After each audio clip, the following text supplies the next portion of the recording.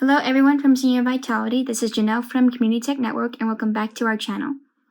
Today I'm going to discuss email safety. In particular, I'm going to talk about phishing.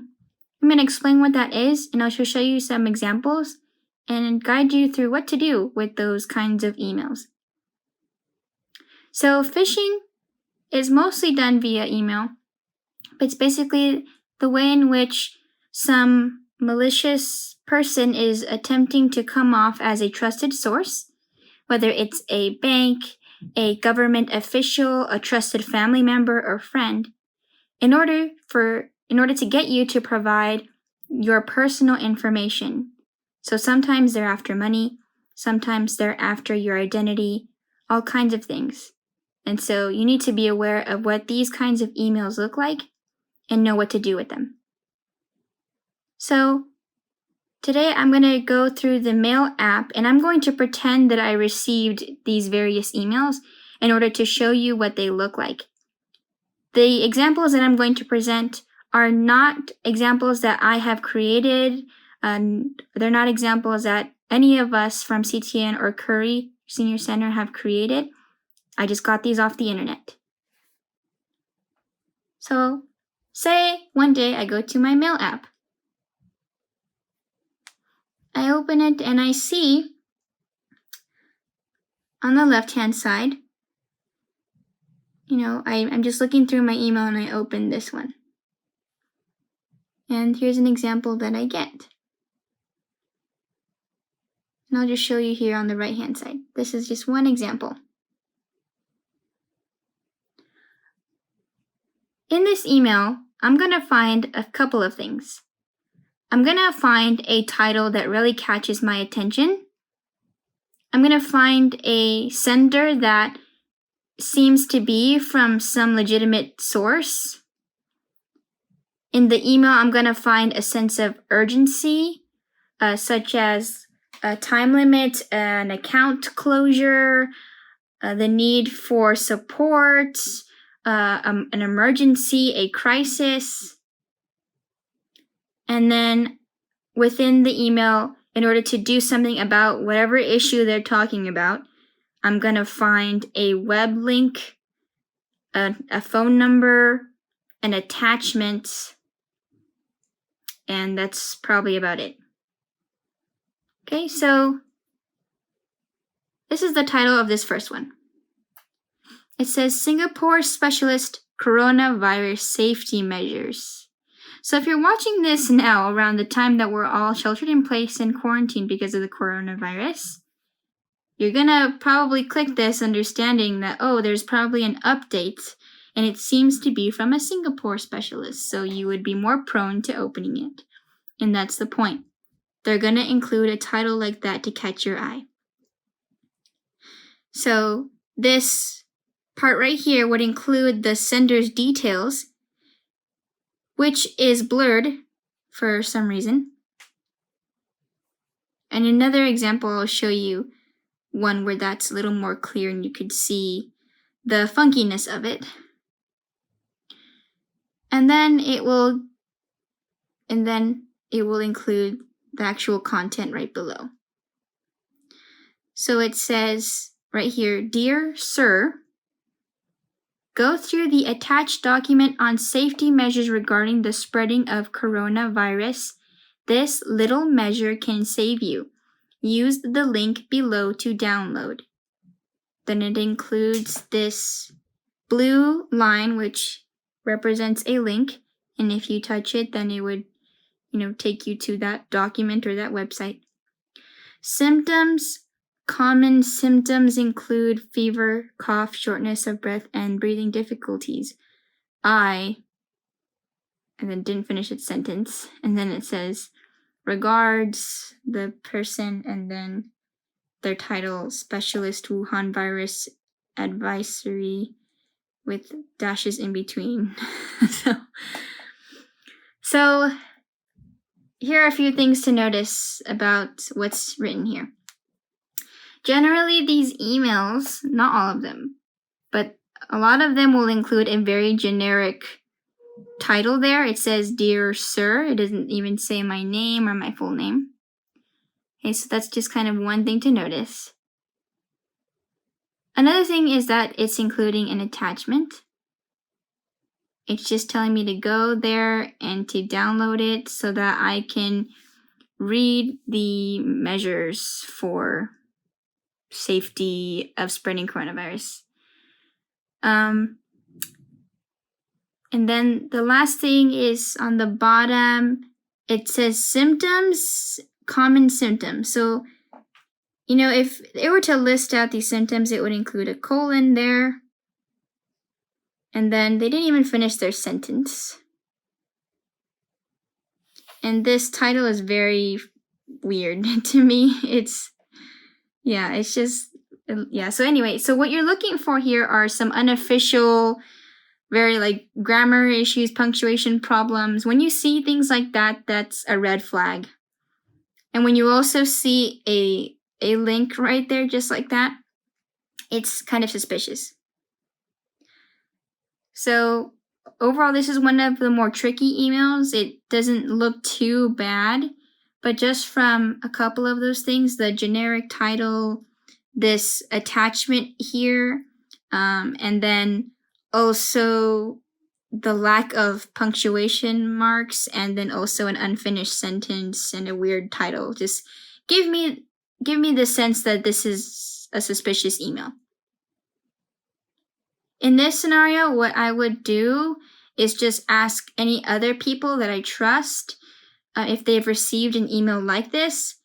And I would also look online on the internet to look up, this doctor's name, which it's blurred here. But I would look up the name and just see if anyone else is getting safety measures from that person, and maybe I would find a more trustworthy site to see if there's actually some legitimate document that includes these safety measures or not. But overall, I wouldn't follow through with this email. It's better to be safe than sorry with this kind of stuff. So I would go and do my own research about it. I would go to the CDC website if I wanted to get some more safety measures that are a bit more accurate. Maybe not something from this sender. Let me show you a more common example. Here's another one. Okay. So this one, it says the title, Your PayPal Access Blocked. Okay, so first off, a lot of these senders are going to send this email to anybody. So the first question you have to ask yourself is, do I have a PayPal account? And if you don't, then you know already automatically that is a suspicious email. But say you do.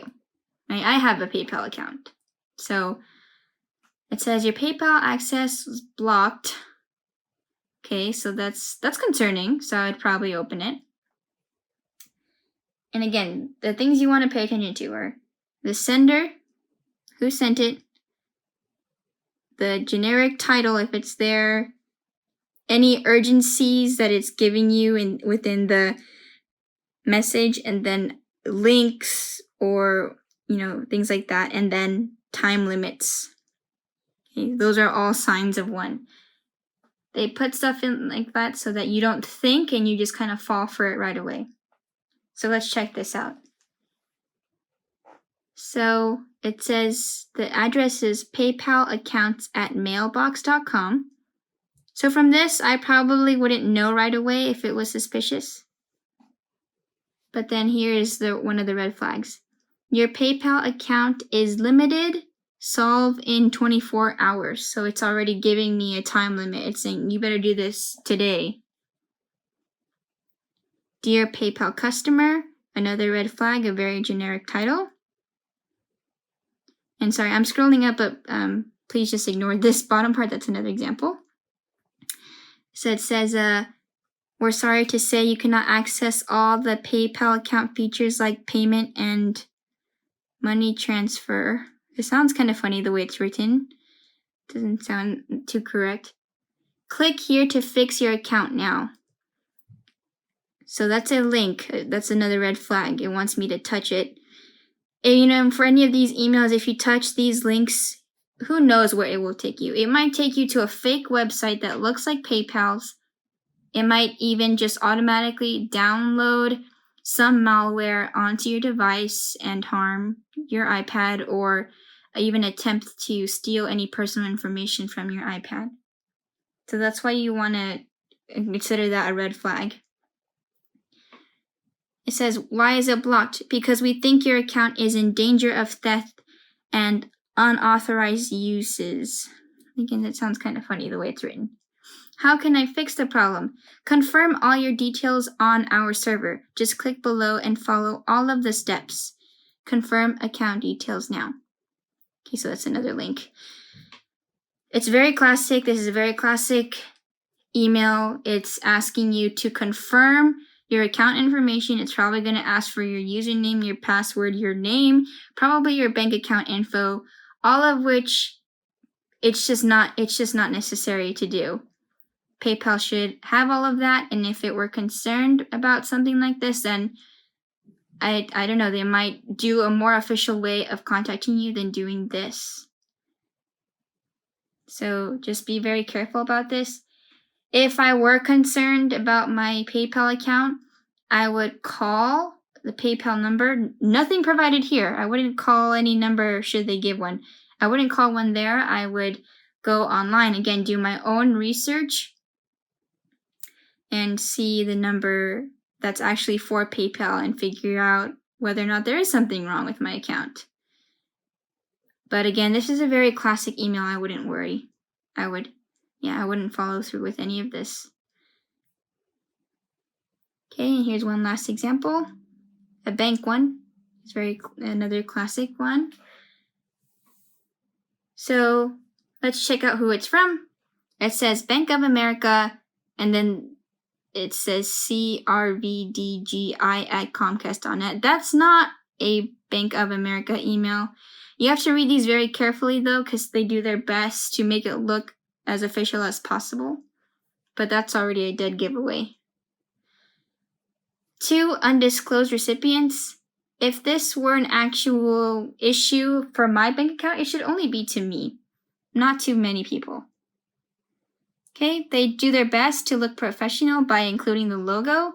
Anyone could do that by inserting an image of Bank of America's logo just by looking on the internet. Anyone can do that. And on this email, it's, since this is from a website that has already kind of observed and analyzed this email, it includes some red marks here that's helpful for us to see. So it says, dear member, again, generic, and it's not capitalized. It says, we detected unusual activity on your Bank of America debit card on a specific date. For your protection, please verify this activity so you can continue making debit card transactions without interruption. Please sign into your account at, and then this supposed website. This is very normal, right? Bank accounts will send you email alerts for suspicious activity. But what's weird is that, besides what we've already seen, this one is including, it's just a smaller font, and I think that's kind of weird. It's not clean, and then it includes this website. It wants you to sign into your account. Of course, they want you to sign into their account. They want to probably get your personal information on there. A quick trick, if this were on a computer, it's on an iPad, you could kind of glide your mouse cursor over the link without clicking it, and it would reveal what the actual website is. Right, so this is not Bank of America's website. Then it says to review and verify your account activity, comma, after verifying your debit card. So it's already wrong grammatically, and with the punctuation, it's not correct. Transactions, we will take the necessary steps to protect your account from fraud. If you do not contact us, certain limitations may be placed on your debit card. So it's giving you a sense of urgency. Right, so overall, it's tricky. So if I had an actual Bank of America account, I would go look at my card, my actual debit card, find the number on the card, and give them a call. See what's up. So we have to be very careful about these emails. Again, they're doing their best to look as official and as trustworthy as possible. So I think the main piece of advice that I've been repeating here is if you're thinking it's a suspicious email, better safe than sorry. Do your own research, contact the source directly.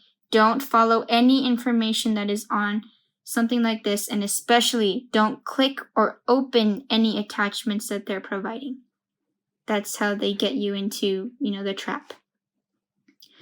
What's great about a lot of email apps or email accounts is that they filter through automatically for suspicious senders. And so earlier on in the email lesson, I showed you guys that about different mailboxes. So if you remember, this is the inbox, the main place where we get emails. But you also have a junk box. Other email providers call them spam boxes. So I'll go back to mailboxes on the top left. And there it is, junk. Okay, so you might find some stuff in there, and that's your email doing its job of filtering through to make sure that it doesn't go into your inbox where you would open it. It goes to junk. So it does its best to do it for you so that you don't have to run into this kind of problem there. But say if it failed to do that, right? You find a suspicious email like this in your inbox. So what would you do? You would do the same steps we did to move it into something like the trash. So what did we do? We hit edit. We selected the email that was suspicious. So you would hit a check mark right there or the circle so that you select it. Okay. And then you're going to move it into the junk box. I won't go through with this because I'm the one that sent myself these examples and I don't want my email to get confused. But say this was legitimate, you would hit move on the bottom and then you would press junk. Once you tap junk, it will fly into there and your email app is going to remember that, sender's information so that they learn to always send anything from that person into the junk box, and you won't ever see it in your main inbox where you have your new messages that you do trust on reading.